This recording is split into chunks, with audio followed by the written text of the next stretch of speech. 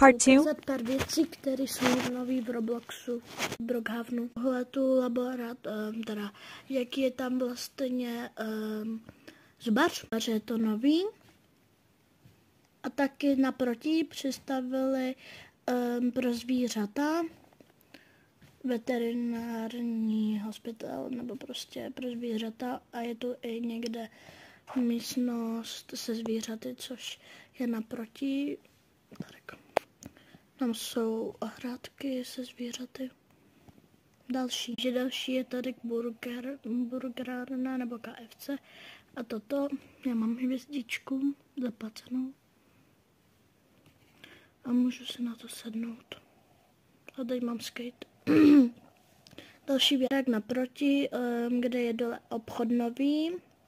Nahoře, myslím, auta, nejsem si jistá.